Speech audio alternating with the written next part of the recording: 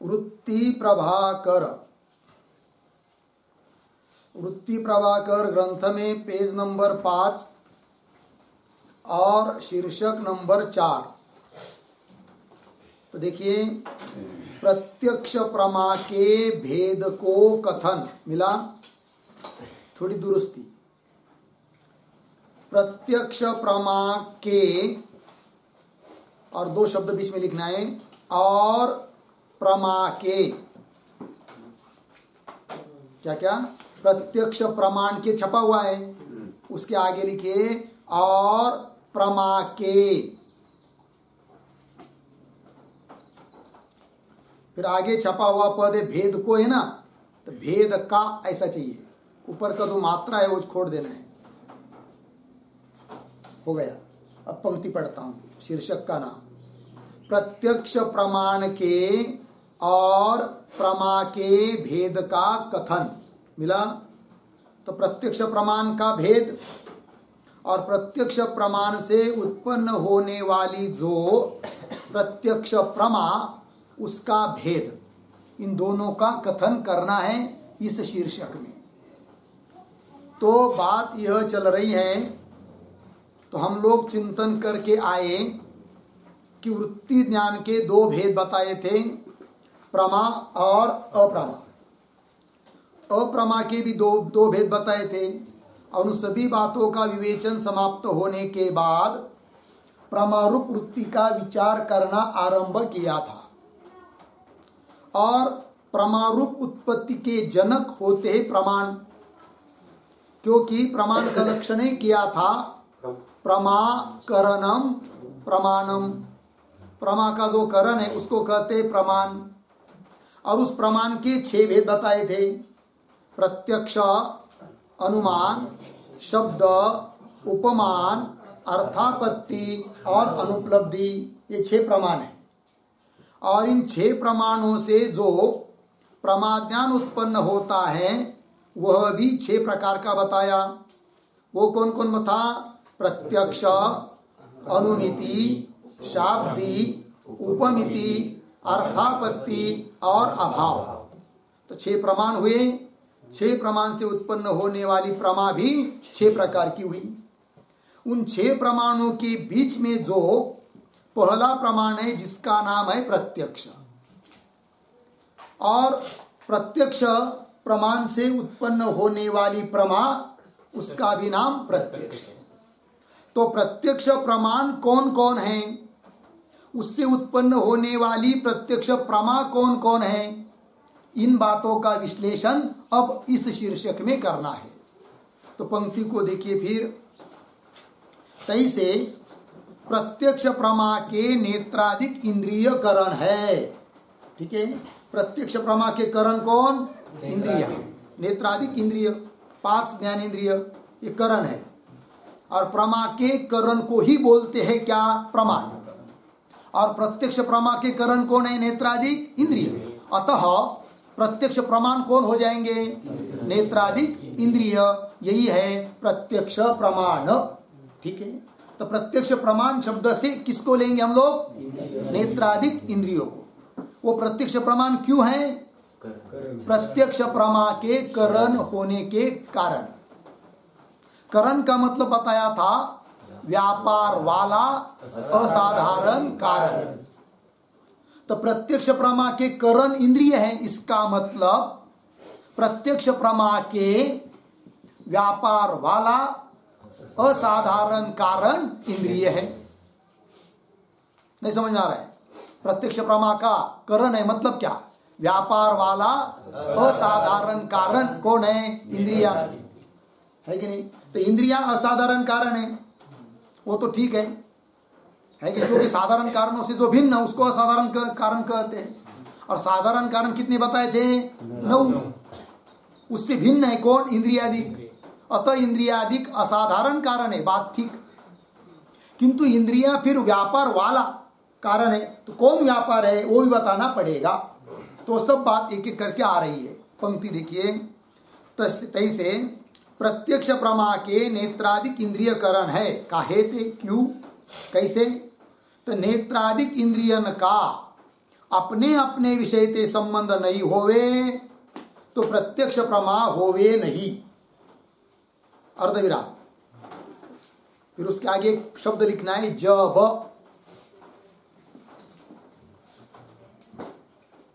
जब हुआ। चलिए आगे पढ़ता हूं। जब इंद्रिय विषय का संबंध होवे तब, तब मिला, उस तब के आगे भी एक शब्द लिखिए, तब प्रत्यक्ष प्रमा होवे है। होवे तो छपा हुआ है, प्रत्यक्ष प्रमा होवे है। ठीक है। इंद्रियों में करणता सिद्ध करने के लिए ये प्रयास चल रहा है अभी, क्योंकि करण किसको कहते हैं? व्यापार वाला असाधारण करण। तो व्यापार बताना है, तो व्यापार कौन है इस बात को बताने के लिए उपक्रम कर रहे हैं। पंक्ति को पुनः दिखा है थे आगे। नेत्रादिक इंद्रियन का, नेत्रादिक इंद्रिय चक्षुरादि इंद्रिय, उनका अपने अपने विषय थे। हर एक इंद्रिय का विषय भिन्न भिन्न है। जैसे नेत्र का विषय रूप है, तो इंद्रिय का विषय स्पर्श है, घ्राण का गंध। इस प्रकार नेत्रादिक इंद्रियन का अपने अपने विषय थे, अपने अपने विषयों के साथ संबंध नहीं होवे तो प्रत्यक्ष प्रमा होवे नहीं, है कि नहीं? रूप है कहां पर? 10 किलोमीटर दूर, और हमारे नेत्र यहां पर है, उस रूप का प्रत्यक्ष होगा क्या? नहीं। क्यों? रूप नहीं है क्या वहां पर? है। यहां पर इंद्रिय नहीं है क्या? है। किंतु क्यों उस रूप का चक्षु से प्रत्यक्ष नहीं हो रहा है? इस चक्षु का, नेत्र का उस रूप के साथ क्या नहीं है? संबंध है, संबंध नहीं है। अर्थात नेत्रादिक इंद्रियों के द्वारा अपने अपने विषयों का ज्ञान तब होगा जब उस इंद्रिय का उस विषय के साथ संबंध रहेगा। संबंध के बिना ज्ञान होगा नहीं। इतनी बात लगी? वही देखिए, नेत्रादिक इंद्रियन का अपने अपने विषय के साथ संबंध नहीं होवे तो प्रत्यक्ष प्रमा होवे नहीं, प्रत्यक्ष ज्ञान उत्पन्न होता नहीं। इसी बात को व्यतिरिक्त मुख से बता रहे। जब इंद्रिय विषय का संबंध, व्यतिरिक्त मुख से बताया, अब अन्वय मुख से। जब इंद्रिय विषय का संबंध होवे, जब इंद्रिय का और विषय का क्या होगा? संबंध होवे, तब क्या होता है? प्रत्यक्ष प्रमा होता है। यह अन्वय हुआ। संबंध हुआ, प्रत्यक्ष प्रमा अन्वय। संबंध नहीं हुआ, प्रत्यक्ष प्रमा नहीं होगी, यह व्यतिरेक। याते, इसलिए इंद्रिय विषय का संबंध इंद्रिय ते उपजिके प्रत्यक्ष प्रमा को उपजावे है कि नहीं? कौन? संबंध उत्पन्न करता है किसको? आप प्रमा को। कौन? संबंध। और वो संबंध कहां से उत्पन्न होता है?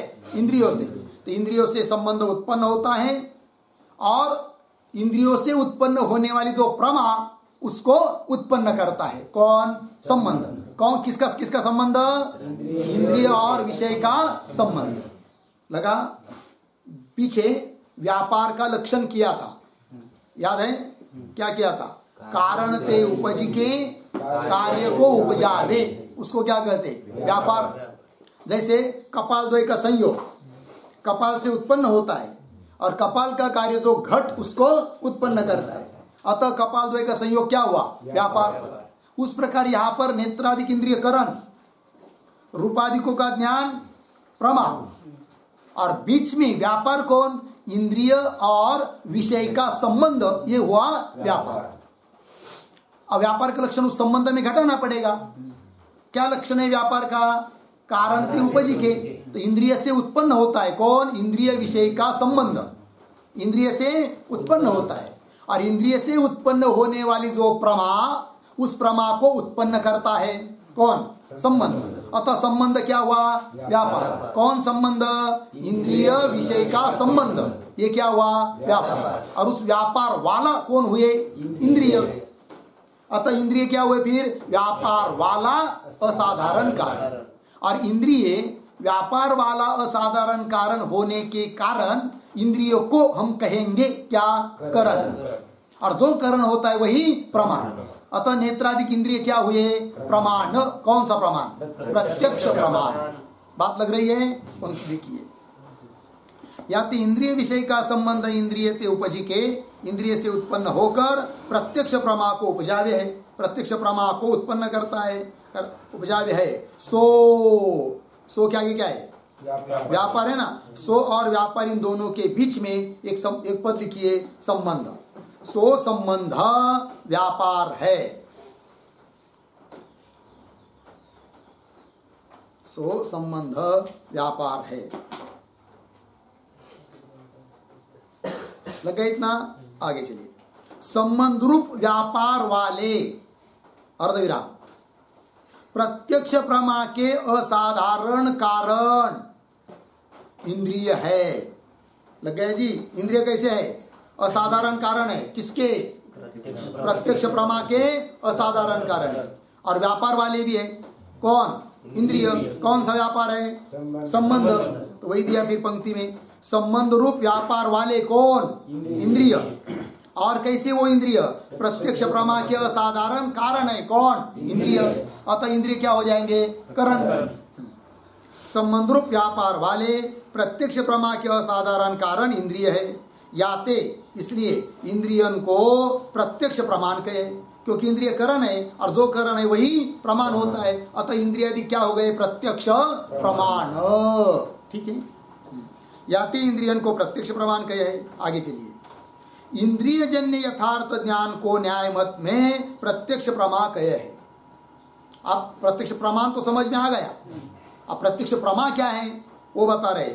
इंद्रिय जन्य यथार्थ ज्ञान, इंद्रिय से उत्पन्न जो यथार्थ है। इंद्रिय से दो प्रकार का ज्ञान उत्पन्न होता है, कभी यथार्थ कभी अयथार्थ। जैसे रज्जु के ऊपर सर्प का ज्ञान हुआ वो कैसा है? अयथार्थ है कि नहीं? और घट के ऊपर घट का ही ज्ञान हुआ वो कैसा है? यथार्थ। ठीक। तो इंद्रिय जन्य यथार्थ ज्ञान को न्याय मत में क्या कहते? प्रत्यक्ष। या न्याय मत में ऐसा लिखा है, क्योंकि वेदांत मत में प्रत्यक्ष प्रमा इसकी परिभाषा थोड़ी अलग है, वो आगे आएगी। ठीक है ना? किंतु न्याय मत में प्रत्यक्ष प्रमा की परिभाषा क्या है? इंद्रिय से उत्पन्न जो यथार्थ ज्ञान, क्योंकि न्याय मत में ब्रह्म ज्ञान भी इंद्रिय से जन्य होता है। वेदांत मत में ब्रह्म ज्ञान इंद्रिय जन्य नहीं है। वो सब चर्चा आगे आएगी। ठीक है? आगे देखिए। इंद्रिय जन्य यथार्थ ज्ञान को न्याय मत में प्रत्यक्ष प्रमा कहा है। तो प्रमा और प्रमाण लग गया ना। जैसे इंद्रिय व चक्षु, उससे उत्पन्न हुआ यथार्थ ज्ञान अयम घट अयम पट, तो ये ज्ञान हुआ प्रत्यक्ष प्रमा। और इस ज्ञान को उत्पन्न करने वाला प्रमाण हुआ नेत्रादिक इंद्रिय। इंद्रिय जन्य यथार्थ ज्ञान को न्याय मत में प्रत्यक्ष प्रमा कहे। लग गया? आगे प्रत्यक्ष प्रमा के आगे क्या है? कारण है ना, वहां पर चाहिए करण। जो कहना है ना, कहना फोड़ना है। प्रत्यक्ष प्रमा के करण ऐसा शब्द चाहिए। मिला? चलिए। प्रत्यक्ष प्रमा के करण इंद्रिय षट है। प्रत्यक्ष प्रमा के करण इंद्रिया कितनी है? 6 है। याते प्रत्यक्ष प्रमा के षट भेद है, क्योंकि इंद्रिया 6 है तो उससे उत्पन्न होने वाला ज्ञान भी 6 प्रकार का। अतः प्रत्यक्ष प्रमा कितनी हो गई? 6। याते प्रत्यक्ष प्रमा के षट भेद है। कौन कौन है वो 6 भेद? तो श्रोत्र है कि नहीं? श्रोत्र, त्वक, नेत्र, रसन, घ्राण, मन, ये षट इंद्रिय है। पहले 6 इंद्रिय बता दिया है कि नहीं? तो 6 इंद्रिय कौन कौन? श्रोत्र, त्वक, नेत्र, रसन, घ्राण और मन। श्रोत्र मतलब कान, सरल भाषा में त्वक इंद्रिय, नेत्र डोळे चक्षु, रसन इंद्रिय जिह्वा, घ्राण इंद्रिय और मन, ये षट इंद्रिय है। फिर प्रमा बता रहे अब 6। श्रोत्रजन्य यथार्थ ज्ञान क्या है आगे? श्रोत्र प्रमा है ना, वहां पर करेंगे श्रोत्रज प्रमा। ज शब्द ज रह गया।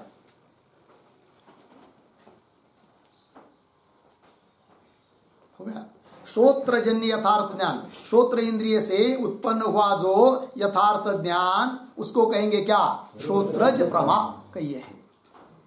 त्वग इंद्रिय जन्य यथार्थ ज्ञान त्वाच प्रमा। तो त्वाच ये प्रमा का नाम है और त्वग यह इंद्रिय का प्रमाण का नाम है। बराबर?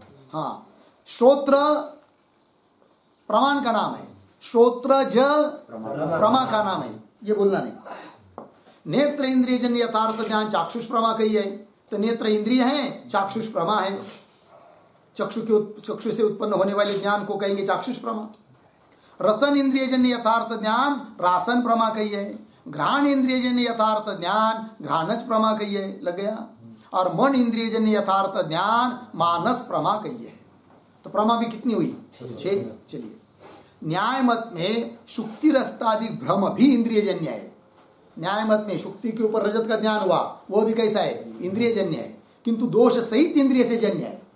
अतः उस रजत ज्ञान को प्रमा नहीं बोलते वो लोग, क्या बोलते हैं? भ्रम, अयथार्थ, अप्रमा। न्याय मत में शुक्ति रस्तादि भ्रम भी इंद्रिय जन्य है, परंतु केवल इंद्रिय जन्य नहीं, किंतु दोष सहित इंद्रिय जन्य है। कौन? शुक्ति के ऊपर रजतादिक का ज्ञान कैसा है? दोष सहित इंद्रिय जन्य। परंतु केवल इंद्रिय जन्य नहीं, किंतु दोष सहित इंद्रिय जन्य है, लग गया। और दोष से उत्पन्न जो ज्ञान रहता है उसको क्या बोलते हैं? भ्रम। अतः शुक्ति के ऊपर जो रजत का ज्ञान वो कैसा है? भ्रम ज्ञान है, प्रमा नहीं, किंतु दोष सहित इंद्रिय जन्य है। और आगे विसंवादी है, अर्धविराम, यथार्थ नहीं। शुक्ति के ऊपर जो रजत का ज्ञान होता है वह ज्ञान कैसा है? विसंवादी है, यथार्थ नहीं। विसंवादी किसको कहते हैं? निष्फल प्रवृत्ति का जनक जो ज्ञान, उसको विसंवादी ज्ञान कहेंगे। निष्फल प्रवृत्ति की जनक इच्छा, निष्फल प्रवृत्ति के जनक प्रयत्न, वो सब क्या होते हैं? विसंवादी। और सफल प्रवृत्ति के जनक जो होते हैं उसको कहते हैं संवादी। तो विसंवादी है, यथार्थ नहीं। याते शुक्ति में रजत का ज्ञान चाक्षुष ज्ञान तो है, चाक्षुष प्रमाणी। शुक्ति के ऊपर रजत का ज्ञान हुआ, उस ज्ञान को नैयायिक लोग चाक्षुष ज्ञान तो कहेंगे, किंतु प्रमा नहीं, चाक्षुष प्रमा नहीं कहेंगे, लग गया। क्योंकि प्रमा ज्ञान होता है वह यथार्थ ही होता है, और यह तो रजत ज्ञान यथार्थ नहीं, बाधित हो जाता है। याते शुक्ति में रजत का ज्ञान चाक्षुष ज्ञान तो है, चाक्षुष प्रमा नहीं। ऐसे ही अन्य इंद्रियते भी जो भ्रम होवे सो प्रमा नहीं। इसी प्रकार अन्य इंद्रियों के द्वारा भी जो भ्रम होता है कि नहीं? इंद्रियते जो भ्रम होवे सो क्या नहीं? प्रमा नहीं है, लग गया। इतना ये हुआ भाई। तो चलिए, तो 4 नंबर का शीर्षक पूरा हुआ ना। इसके आधार पर एक आकृति निकाल के रखते हैं आप लोग, तो समझने में सुलभ होता है। तो लिखेंगे पंक्ति के बीच में प्रत्यक्ष प्रमाण।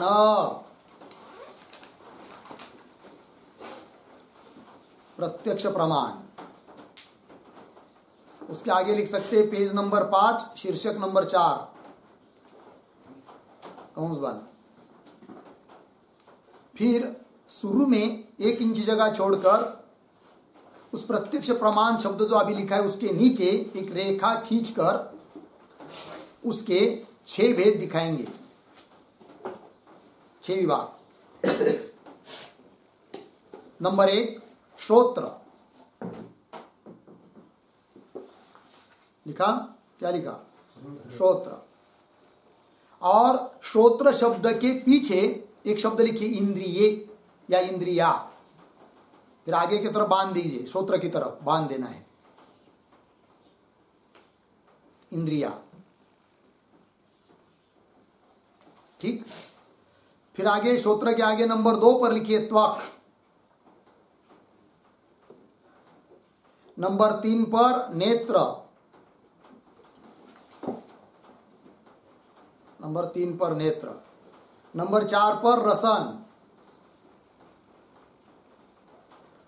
नंबर 5 घ्राण। नंबर 6 मन। ठीक है।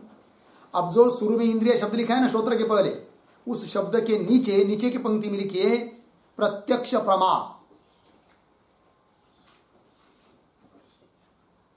प्रत्यक्ष प्रमा। और श्रोत्र शब्द जो लिखा है ना उसके नीचे की तरफ बांध देकर लिखिए श्रोत्रज। श्रोत्रज। और अभी जो प्रत्यक्ष प्रमा शब्द लिखा था ना, वहां से श्रोत्रज की तरफ बांध दीजिए।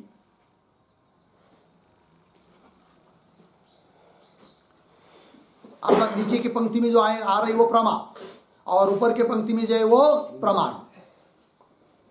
तो श्रोत्रज लिखा, उसके आगे त्वक के नीचे लिखिए त्वाच, नेत्र के नीचे लिखिए चाक्षुष, रसन के नीचे रासन, घ्राण के नीचे घ्राणज, बांध देकर बीच में बांध रहेगा, और मन के नीचे मानस। हो गया। अब बताइए 6 इंद्रिय कौन कौन है? श्रोत्र, त्वक, नेत्र, रसन, घ्राण और मन। और 6 प्रमा कौन कौन है? श्रोत्रज, त्वच, चाक्षुष, रासन, घ्राणज, मानस।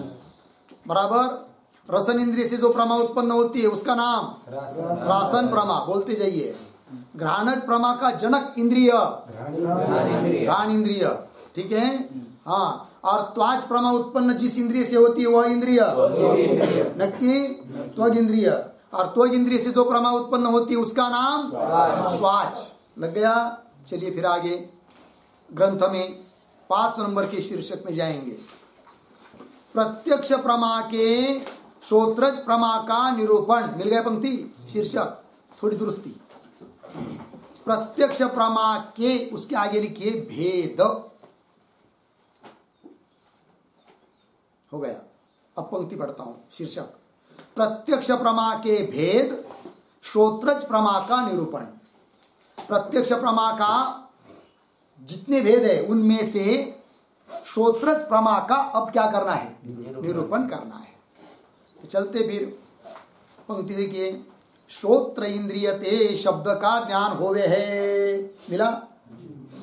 और शब्द में जो शब्दत्व जाति ताका भी ज्ञान होवे हैं। तैसे शब्दत्व के आगे क्या है? व्यापक है ना, तो व्यापक इस शब्द के जगह चाहिए व्याप्य। व्यापक कर रहने दीजिए, क को मत खोटिए, व्यापक है ना, व्यापक की जगह चाहिए व्याप्य।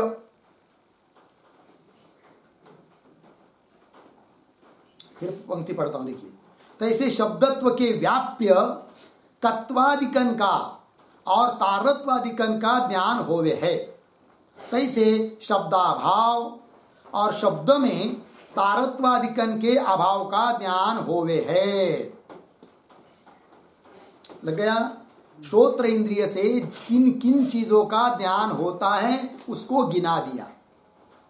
अब पुनः पढ़ता हूं पंक्ति, आप लोग आंकड़ा डालेंगे, संख्या। श्रोत्र इंद्रिय ते शब्द का ज्ञान होवे, ज्ञान के ऊपर 1 नंबर। और शब्द में जो शब्दत्व जाति उस पर 2 नंबर। शब्द में जो शब्दत्व जाति ताका भी ज्ञान होवे। तैसे आगे, तैसे शब्दत्व के व्याप्य कत्वादिकन का, तो कत्वादिकन का इसके ऊपर 3 नंबर। और तारत्वादिकन का इसके ऊपर 4 नंबर। तारत्वादिकन का ज्ञान होवे। आगे तैसे शब्दाभाव के ऊपर 5। और शब्द में तारत्वादिकन के अभाव का ज्ञान, तो तारत्वादिकन के अभाव का इसके ऊपर 6 नंबर अभाव का ज्ञान हुए। लग गया इतना। तो श्रोत्र इंद्रिय के द्वारा कितनी चीजों का ज्ञान होता है? 6। कौन कौन? नंबर 1 शब्द का ज्ञान है कि नहीं। दूसरा, शब्द में रहने वाली जो शब्दत्व जाति उसका भी क्या होता है? ज्ञान। और शब्दत्व जाति के व्याप्य है कुछ जातियां, कत्व, खत्व, गत्व, है कि नहीं। जा कत्व है वहां शब्दत्व है कि नहीं।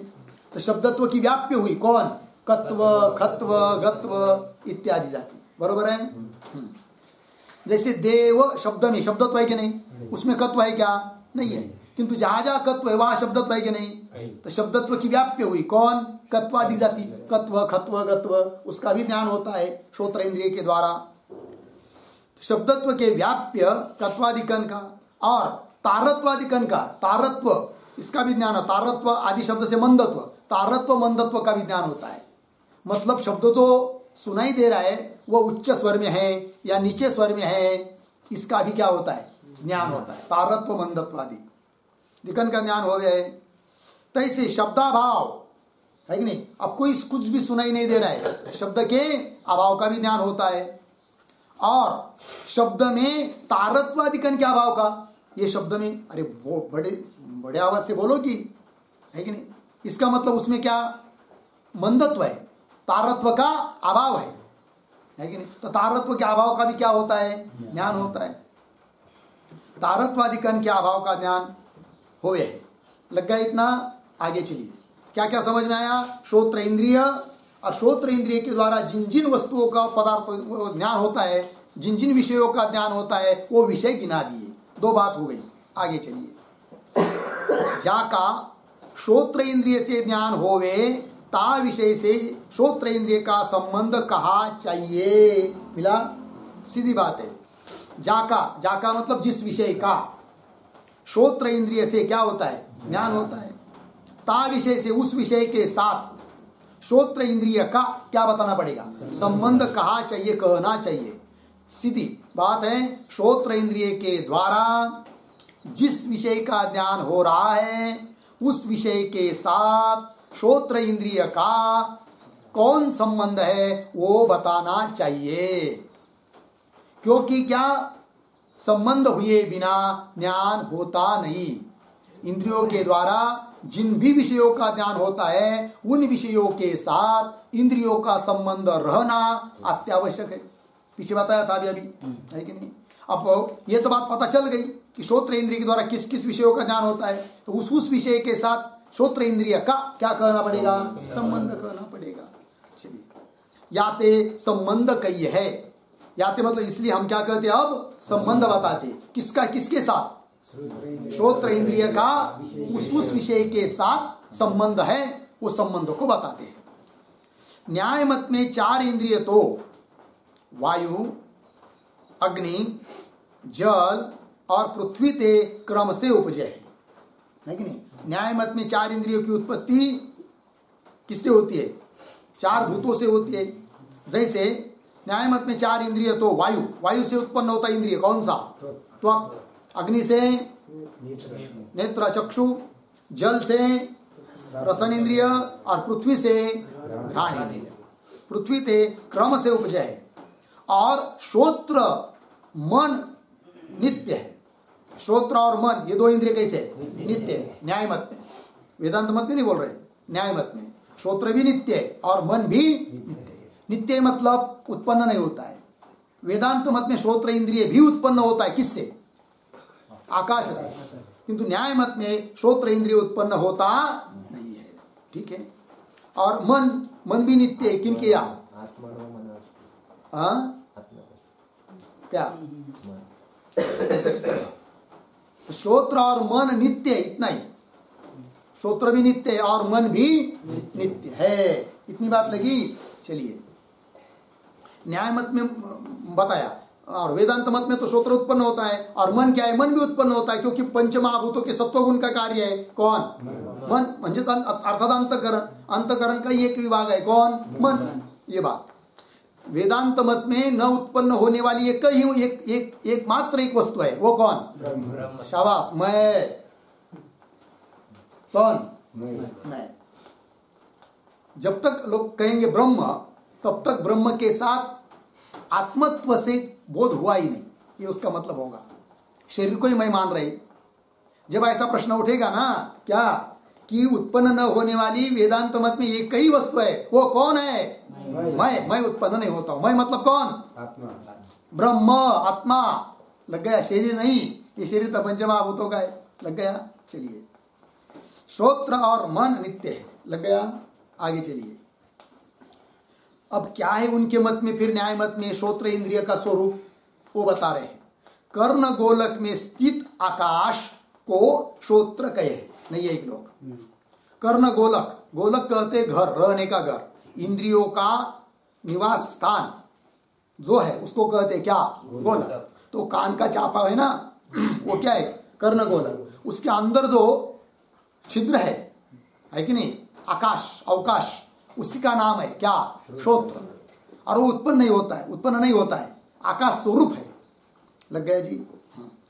कर्ण गोलक में स्थित आकाश को श्रोत्र कहते, क्योंकि आकाश उत्पन्न होता है क्या, नहीं। और श्रोत्र इंद्रिय क्या है, फिर आकाश ही है। इतना ही केवल कि उस कर्ण गोलक में स्थित आकाश को श्रोत्र कहते हैं, बाह्य आकाश को श्रोत्र कहते नहीं।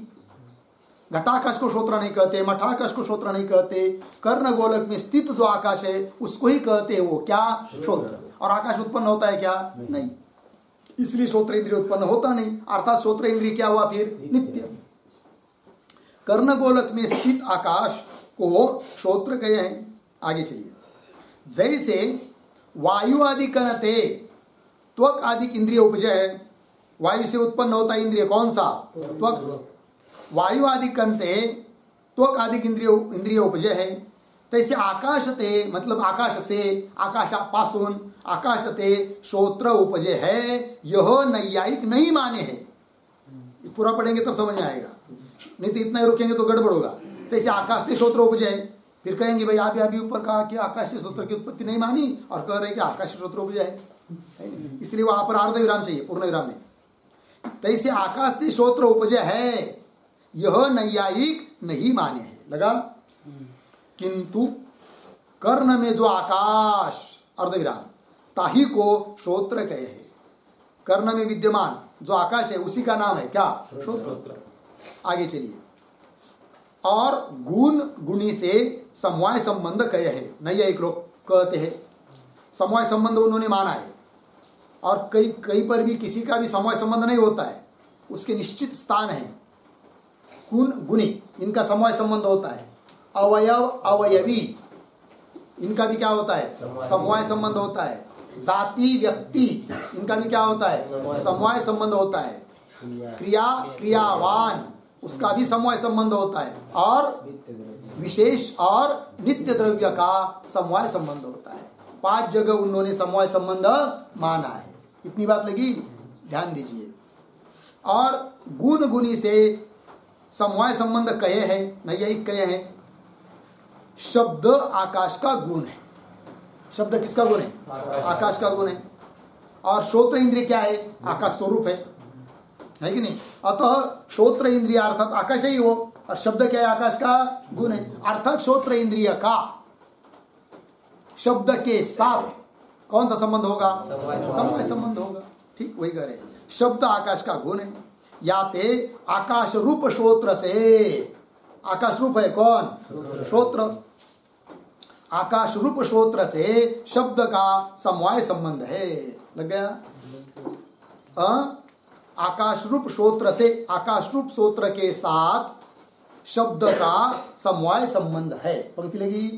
प्रतिज्ञा क्या की थी? श्रोत्र इंद्रिय के द्वारा जिस विषय का ज्ञान होता है उस विषय के साथ श्रोत्र इंद्रिय का संबंध करना चाहिए, ये प्रतिज्ञा की थी। और श्रोत्र इंद्रिय के द्वारा जिन विषयों का ज्ञान होता है उन विषयों में सबसे पहला विषय बताया था कौन सा? शब्द। फिर उस शब्द के साथ श्रोत्र इंद्रिय का संबंध भी बता दिया। कौन संबंध बताया? समवाय संबंध बताया। लग गया जी? श्रोत्र इंद्रिय के साथ शब्द का समवाय संबंध क्यों है? इसलिए कि श्रोत्र आकाश स्वरूप है और शब्द आकाश का गुण है, और गुण गुणी का समवाय संबंध होता है। अतः शब्द रूप विषय का श्रोत्र इंद्रिय के साथ, क्योंकि आकाश रूप है श्रोत्र इंद्रिय, अतः श्रोत्र इंद्रिय के साथ समवाय संबंध है। तो श्रोत्र इंद्रिय के द्वारा शब्द का जब प्रत्यक्ष होगा तो किस संबंध से प्रत्यक्ष होगा? समवाय संबंध से प्रत्यक्ष होगा। लगी बात? चलिए। या आकाश रूप श्रोत्र से शब्द का समवाय संबंध है। ठीक है। अब इस पर शंका। यद्यपि करके शंका आ रही है। यद्यपि भेरी आदि देश में जो आकाश अर्धविराम तामे शब्द उपजय है, और कर्ण उपहित आकाश को श्रोत्र कहे हैं।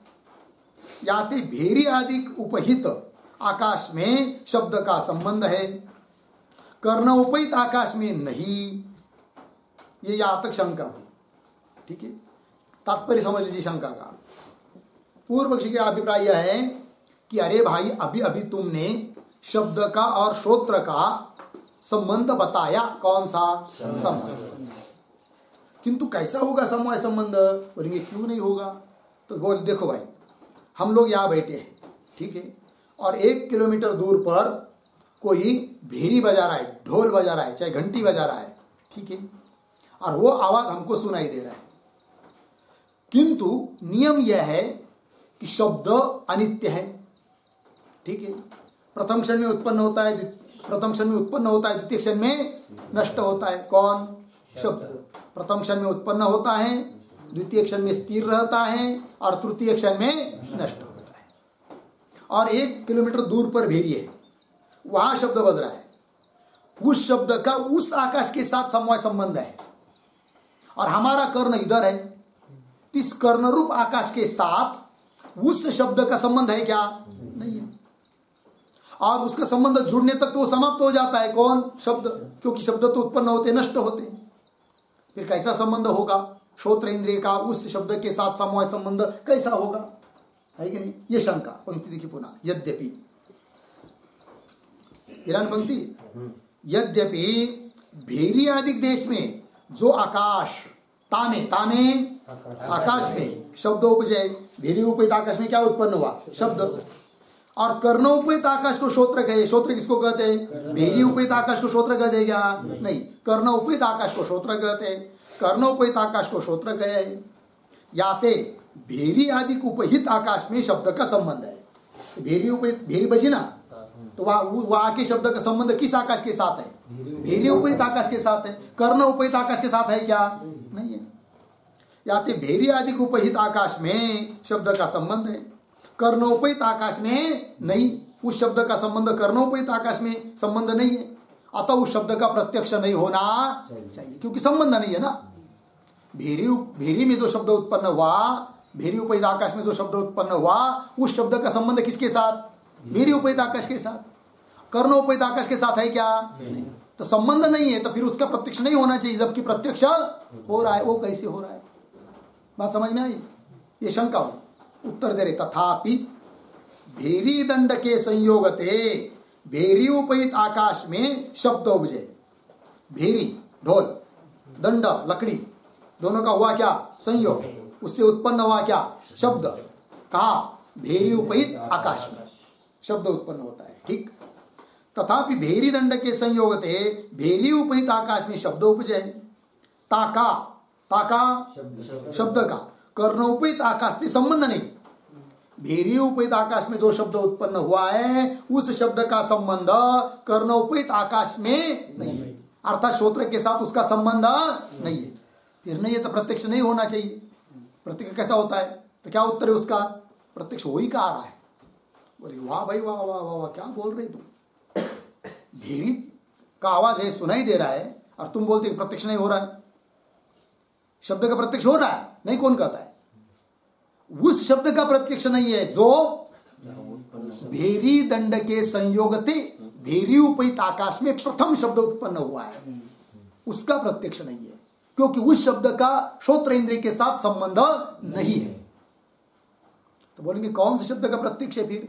तो वो जो शब्द उत्पन्न हुआ ना भेरी उपहित आकाश में, वो तो प्रथम क्षण में उत्पन्न हुआ, द्वितीय क्षण में स्थिर रहा, और अपने स्थिरता काल में उसने 10 दिशा उपहित आकाश में, उससे 10 दिशा उपहित आकाश चारों बाजुला और शब्द बड़ा उत्पन्न कर दिया, और स्वयं नष्ट हुआ पहला शब्द। बात समझ में आ रही नहीं? क्या भेरी और दंड के संयोग से जो भेरी उपहित आकाश में पहला शब्द उत्पन्न हुआ है कि नहीं, तो उत्पन्न हुआ पहले क्षण में, दूसरा क्षण उसका स्थिरता का क्षण है, तृतीय क्षण में वो नष्ट होने वाला है। किंतु उस स्थिरता काल में उस शब्द ने स्वयं नष्ट होने के पहले क्या कर दिया? अपने चारों ओर, अर्थात 10 दिशा उपहित आकाश में, है कि नहीं? 4 दिशा, 4 उपदिशा, ऊपर नीचे 10 दिशा हुई, तो 10 दिशा उपहित आकाश में अपने से बड़ा शब्द उत्पन्न कर दिया। तो दूसरा शब्द हुआ, वो भी नष्ट होता है तीसरे क्षण में। फिर वो भी क्या करता है? नष्ट होने के पहले और बड़ा शब्द उत्पन्न कर देता है, और बड़ा। ऐसा करते करते शब्द की तरंग आती रहती है, उसको विचित्रंग न्याय बोलते हैं। विचित्रंग न्याय आएगा भी, विचित्रंग न्याय। विचित्रंग न्याय क्या होता है? जैसे पानी हो तालाब में या कुएं में, विहीर में, स्थिर है पानी, और किसी ने एक कंकड़ उठाया, पत्थर छोटा सा और पानी में डाल दिया। पानी में डाल दिया तो क्या होता है, जहां कंकड़ पानी में गिरा वहां एक छोटी सी लहर, तरंग जिसको कहते लाट, वो उत्पन्न होती है। फिर वो वैसी स्थिर रहती है क्या, नित्य रहती है क्या? वो क्या करती है, फिर नष्ट होती है, किंतु नष्ट होने के पहले अपने से ऊपर और अपने से बड़ी लाट उत्पन्न कर देती है। छोटा तरंग नष्ट होता है, अपने से बड़े तरंगों को उत्पन्न कर देता है, फिर वो नष्ट होता है, उससे बड़ा तरंग उत्पन्न होता है, वो नष्ट होता है। ऐसा करते करते करते करते अंतिम तट तक बड़ा तरंग आता है। उसी प्रकार शब्दों का चलता है, पहला शब्द नष्ट होता है, उससे बड़ा शब्द उत्पन्न होता है। ऐसे करते करते करते करते शब्द के तरंग आते रहते हैं। फिर अंतिम में जो आकाश में, श्रोत्रोपहित आकाश में, कर्णोपहित आकाश में जो शब्द उत्पन्न हुआ, उसका उस कर्णोपहित आकाश में समवाय संबंध है, उसका प्रत्यक्ष होता है, क्योंकि श्रोत्र इंद्रिय का और उसका, उस शब्द का क्या है, संबंध है। वही कह रहे थे। तथापि भेरी दंड के संयोग थे भेरी उपहित आकाश में शब्द उपजय, ताका कर्णोपहित आकाश से संबंध नहीं, याते प्रत्यक्ष हो भी नहीं, उस शब्द का प्रत्यक्ष नहीं होता है। परंतु ता शब्द से और दश और शब्द दश दिशा उपहित आकाश में उपजय है। दश दिशा ये उपाधि हुई, उस उपाधि से युक्त जो आकाश, जिसको कहेंगे उपहित, उपाधि से युक्त जो होता है उसको कहते क्या, उपहित। तो दश दिशा उपहित आकाश में उपजय है। तीनते मतलब उस शब्द से और उपजय है, और शब्द उत्पन्न होता है ही नहीं। ऐसा करते करते कर्ण उपहित आकाश में जो शब्द उपजय है, कर्ण उपहित आकाश में जो अंतिम में शब्द उत्पन्न होता है, ताका प्रत्यक्ष ध्यान हो गए, उसका क्या होता है, प्रत्यक्ष ध्यान होता है, क्योंकि उस शब्द का और कर्ण उपहित आकाश का क्या है, संबंध है। ताका प्रत्यक्ष ध्यान हो गए, और का नहीं। लग गया? आगे चलिए। शब्द की प्रत्यक्ष प्रमाफल है। जब शब्द का ज्ञान हुआ, ये शब्द है, भेरी का शब्द है, ढोल का शब्द है, मृदंग का शब्द है, चाहे वर्णरूप शब्द है, राम बोला, कृष्ण शब्द सुनाई दिया, तो उस शब्द का प्रत्यक्ष ज्ञान, ये क्या हुआ, फल, प्रमा, श्रोत्रच प्रमा। शब्द की प्रत्यक्ष प्रमा फल है। श्रोत्र इंद्रिय करण है, और उस प्रमा का करण कौन, श्रोत्र इंद्रिय। और त्वाच आदि, इतना लगा कि नहीं? तो कितनी बात समझ में आई? दो प्रमाण, प्रमा। प्रमाण कौन, श्रोत्र इंद्रिय, उससे उत्पन्न होने वाली प्रमा कौन, श्रोत्रज, शब्द का प्रत्यक्ष प्रमा। समझ में आई? तीसरा क्या बताना था हम लोगों को, व्यापार। और व्यापार कौन कहा था पहले शुरू में, संबंध। इंद्रिय का विषयों के साथ जो संबंध, वो क्या बन जाता है, व्यापार। तो बोलेंगे फिर यहाँ पर व्यापार कौन होगा, तो बोलेंगे संबंध कौन है बताओ। तो कौन संबंध है यहाँ पर, समवाय। किसका, किसके साथ, शब्द, श्रोत्र इंद्रिय का शब्द के साथ, है नहीं? कौन संबंध है, समवाय, बराबर। तो बोलेंगे फिर समवाय संबंध तो नित्य है, और व्यापार का लक्षण उसमें घटेगा नहीं, क्योंकि व्यापार का लक्षण क्या है, कारण ते उपज के, कार्य को उपजावे। कारण से उत्पन्न होता है, कार्य को उत्पन्न करता है। तो कारण से उत्पन्न होता है मतलब उत्पन्न होने वाला रहता है कौन, व्यापार। और समवाय को यदि आप व्यापार कहोगे तो नहीं कह सकते, क्योंकि समवाय क्या है, नित्य संबंध है। नित्य मतलब वो होता है जो उत्पन्न नहीं होता। तब यहाँ पर संबंध, समवाय संबंध, तो व्यापार बनेगा नहीं। फिर व्यापार कौन, ये प्रश्न। हाँ, बाकी की जगह बन जाएगा। जैसे चक्षुर इंद्रिय के द्वारा रूप का ज्ञान होता है, घट का ज्ञान होता है, तो घट का ज्ञान ये हुआ चाक्षुष प्रमा। चक्षुर इंद्रिय हुआ करण प्रमाण, और चक्षुर इंद्रिय का घट के साथ जो संयोग संबंध, वो बन जाएगा व्यापार।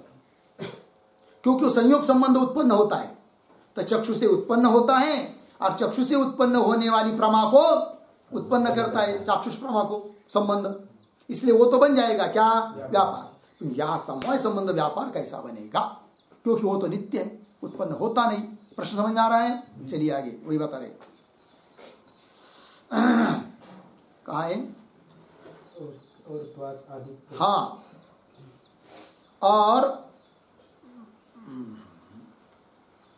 और शब्द का श्रोत्र समय संबंध है। कहा गया भाई, हाँ 4 नंबर बने। और त्वाच अधिक प्रत्यक्ष ज्ञान में त्वाच ज्ञान, चाक्षुष ज्ञान, रासन ज्ञान आदि में, त्वाच आदि प्रत्यक्ष ज्ञान में तो सारे सर्व ठिकानी सब जगह विषयन का इंद्रिय से संबंध ही व्यापार है कि नहीं? विषयों का इंद्रिय के साथ जो संबंध वही क्या बन जाता है? व्यापार। और श्रोत्र प्रमा में विषय से, विषय कौन है यहाँ पर? शब्द। हाँ, श्रोत्र प्रमा में विषय से इंद्रिय का व्यापार संबंध बने नहीं, तो अन्वय करेंगे। और श्रोत्र प्रमा में विषय से इंद्रिय का संबंध, संबंध को पीछे लेना, संबंध व्यापार बने नहीं, आगे पीछे करना, लगा कि नहीं अन्वय? इंद्रिय का इसके ऊपर 1 नंबर, संबंध इसके नंबर ऊपर 2 नंबर डालिए, फिर व्यापार इसके ऊपर 3, फिर बने इसके ऊपर 4, तो अन्वय बन गया। आंकड़े के अनुसार पढ़ना है, फिर संख्या डालनी पड़ती है ऊपर से। हाँ, पंक्ति पढ़ता हूं पुनः। और श्रोत्र प्रमा में विषय से इंद्रिय का संबंध, मिला कि नहीं? विषय का है नहीं, विषयों के साथ इंद्रियों का संबंध व्यापार बने नहीं। काहे थे? क्यों? और स्थानों में विषयन का इंद्रियंते संयोग संबंध है कि नहीं? बाकी की जगह त्वाच आदि में स्थानों में विषय का इंद्रियों के साथ कौन संबंध है? संयोग संबंध है। और शब्द का श्रोत्र से समवाय संबंध है कि नहीं? न्याय मत में संयोग जन्य है, अर्धविराम, समवाय नित्य है। संयुक्त जन्य उत्पन्न होता है किंतु समवाय नित्य है। त्वक आदि इंद्रियन का घटाधिकंते संयोग संबंध है। त्वक इंद्रिय का घट के साथ कौन संबंध? संयोग। जैसे उदाहरण हमने दिया था, नेत्र का घट के साथ संयोग संबंध। त्वक आदि इंद्रियन का घटाधिकंते मतलब घटाधिकन के साथ संयोग संबंध। त्वक आदि इंद्रियन के उपजय, त्वक आदि इंद्रिय से उत्पन्न होता है। और प्रमा को उपजावे, और प्रमा को क्या करता है? उत्पन्न करता है। कौन? संबंध। इसलिए संबंध क्या बनेगा? व्यापार। व्यापार का लक्षण क्या है? कारण ते उपजी के कार्य को उपजावे, और प्रमा को उपजावे याते व्यापार है। कौन? संबंध। विषयों का इंद्रियों के साथ जो संयोग संबंध वो क्या है? व्यापार है। तैसे शब्द का श्रोत्र से समवाय संबंध श्रोत्र जन्य नहीं। शब्द का श्रोत्र के साथ जो समवाय संबंध है वह श्रोत्र से उत्पन्न होता नहीं। क्यों? नित्य है। कौन? संबंध, श्रोत्र जन्य नहीं। याते व्यापार बने नहीं, व्यापार हो नहीं सकता। फिर व्यापार कौन है भाई यहां पर? तो कह रहे किंतु श्रोत्र जन्य संयोग व्यापार है। सबको पंक्ति मिली? थोड़ी दुरुस्ती। किंतु श्रोत्र जन्य मन का, मन का ये शब्द लिए, मन का हो गया। पंक्ति पढ़ता हूं। किंतु श्रोत्र जन्य मन का संयोग व्यापार है। श्रोत्र से उत्पन्न होता है कौन? श्रोत्र मन का संयोग। श्रोत्र इंद्रिय और मन का संयोग श्रोत्र से उत्पन्न होता है। और श्रोत्र से उत्पन्न होने वाली जो श्रोत्रज प्रमा उसको उत्पन्न करता है। कौन? श्रोत्र मन का संयोग। अतः श्रोत्र मन का संयोग क्या बन जाएगा? व्यापार। और श्रोत्रजन्य मन का संयोग व्यापार है। लग गया? संयोग दो के आश्रित हो गए, ये नियम। कभी भी संयोग रहता है, एक अकेले में संयोग नहीं होता है। संयोग होने के लिए कितने चाहिए? कम से कम 2। संयोग 2 के आश्रित होता है। 2 से आगे 3 4 भी हो सकता है, किंतु 2 के आश्रित होता है। जैसे हस्तद्वय का संयोग हुआ, उस संयोग के आश्रय कौन? 2 हस्त। हस्त पुस्तक का संयोग हुआ, संयोग के आश्रय कौन? हस्त और पुस्तक। संयोग 2 के आश्रित हो गए। जिनके आश्रित संयोग हो गए हैं सो दोनों संयोग के उपादान कारण हो गए। नियम, संयोग जिनके आश्रित रहता है वो दोनों भी संयोग के क्या होते हैं? उपादान कारण। बराबर। घट पुस्तक संयोग के उपादान कारण कौन कौन? घट और पुस्तक। हस्त घट संयोग के उपादान कारण कौन? हस्त और घट। जिनके आश्रित संयोग हो गए सो दोनों संयोग के उपादान कारण हो गए। श्रोत्र मन के संयोग के उपादान कारण श्रोत्र मन दोनों है। अब संयोग हुआ किनका किनके साथ? श्रोत्र और मन का। तो श्रोत्र मन के संयोग के उपादान कारण कौन कौन? श्रोत्र और मन उपादान कारण हुए। श्रोत्र भी मन भी, अर्थात श्रोत्र से उत्पन्न हुआ फिर कौन? श्रोत्र मन का संयोग। श्रोत्र मन के संयोग के उपादान कारण श्रोत्र मन दोनों है। याते श्रोत्र मन का संयोग श्रोत्रजन्य, श्रोत्र मन का संयोग किससे जन्य है? श्रोत्र से जन्य है, और श्रोत्रजन्य ज्ञान का जनक है। श्रोत्र से उत्पन्न होने वाला जो श्रोत्र ज्ञान, उस ज्ञान का क्या है? जनक, उत्पन्न करने वाला है। याते व्यापार। लग गया जी? तो व्यापार कौन हुआ? श्रोत्र मन का संयोग। करण श्रोत्र, फल प्रमा कौन? शब्द का ज्ञान, ये फल हुआ प्रमा, और व्यापार श्रोत्र मन का संयोग। आगे चलिए एक पंक्ति लेते और, या के विषय ऐसी शंका होवे, इस विषय के बारे में शंका उत्पन्न होती है। बोले श्रोत्र मन का संयोग, अर्धविराम। श्रोत्रजन्य तो है, श्रोत्र और मन का संयोग किससे जन्य है? श्रोत्र से, क्योंकि श्रोत्र नहीं रहेगा तो श्रोत्र मन का संयोग होगा क्या? या मन नहीं रहेगा तो श्रोत्र मन का संयोग होगा क्या? श्रोत्र मन का संयोग होने के लिए दोनों चाहिए ना, अतः उन दोनों से उत्पन्न होता है श्रोत्र मन का संयोग। ये तो मान्य है हमको, कोई बात नहीं। ठीक, पंक्ति देखिए, श्रोत्र मन का संयोग श्रोत्रजन्य तो है, परंतु श्रोत्रजन्य प्रमा का जनक किस रीति से है? श्रोत्रजन्य, श्रोत्र से उत्पन्न होने वाली जो प्रमा, शब्द का ज्ञान वगैरह, उसका जनक कैसा है वो हमको समझ में नहीं आया। वो बताओ, ये शंका हुई। फिर बताएंगे आगे इसका उत्तर, कैसा उत्पन्न होता है उस संयोग से, श्रोत्रज प्रमा कैसी उत्पन्न होती है, इसका विचार हम लोग कल करेंगे। ओम पूर्णमदः पूर्णमिदं पूर्णात् पूर्णमुदच्यते पूर्णस्य पूर्णमादाय पूर्णमेवावशिष्यते। ओम शांति शांति शांति।